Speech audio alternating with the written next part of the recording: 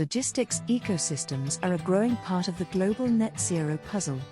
Cutting back on emissions in logistics needs to be a bigger part of net zero goals moving forward.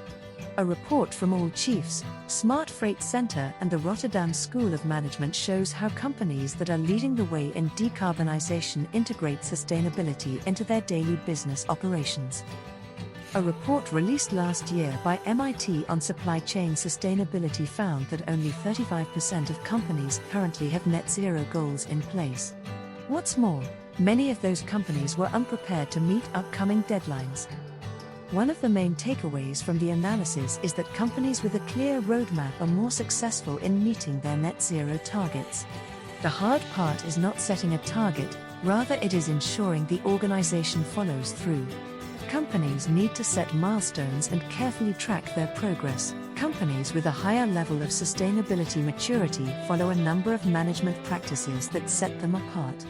These sustainability leaders have a more involved leadership, dedicated sustainability teams, clear governance, and above all, center sustainability as an integral part of day-to-day business operations. Air freight, a major emitter when it comes to hard-to-abate sectors, the aviation industry is near the top of the list. These significant challenges in achieving sustainability are linked to an enormous usage of fossil fuels, huge demand, and a notable lack of global coordination and policy. The most promising innovation in cleaning up the aviation industry is sustainable aviation fuel, SAF. SAFs are fuels that are made from up to 80% renewable materials, which provide a huge reduction in emissions. These fuels are designed to be compatible with existing aircraft that use standard fossil fuels. The challenge is that, despite the promise that SAFs offer, both supply and adoption remain very low. Only about 1% of the total amount of aviation fuel used in 2023 was sustainable aviation fuel.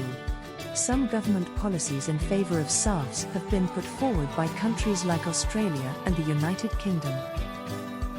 There also has been notable industry action taken to boost the use of SAFs. For example, United Airlines has set up the EcoSkis Alliance, which is made up of 40 members who are taking collective action to purchase SAFs. The International Air Transport Association, IATA, a global airline trade association, has also been working towards accelerating the transition to SAFs, alternative fuels for ocean transport. Around 90% of total global freight volume is moved around the world by sea. Ocean transport is the first choice for industries that move large volumes of cargo over very long distances. Over 8 out of 10 respondents in the survey by AllChiefs, Smart Freight Center, and the Rotterdam School of Management said they use ocean freight. Overall, ocean transport contributes around 3% of global CO2 emissions, a figure which will rise considerably without serious intervention. In order to meet net zero goals, companies will need to explore a variety of different decarbonization strategies. Similarly, sustainable fuels stand out as a key solution for decarbonization of the ocean freight industry. For example, biofuel, just like SAF for aircrafts, is created from renewable sources and dramatically reduces overall emissions. There are also several other fuel solutions, including biomethanol, bioammonia, liquid natural gas, and hydrogen. Green hydrogen, in particular, is promising, though the technology to produce it is complex and production plants are only just beginning to be built in Europe. Prioritizing rail freight for long distances, rail transport is significantly more energy efficient than air and road transport, with trains capable of moving much larger volumes of goods using less fuel.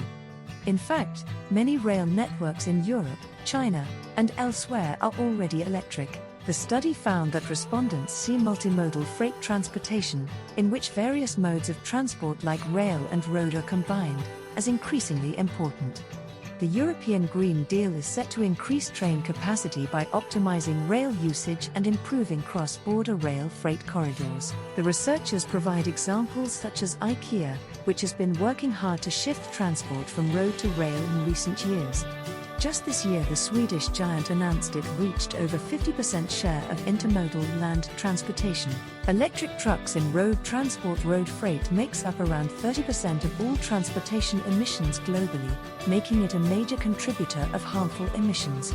Like air freight, emissions in this sector are also notoriously hard to abate, though some progress is being made.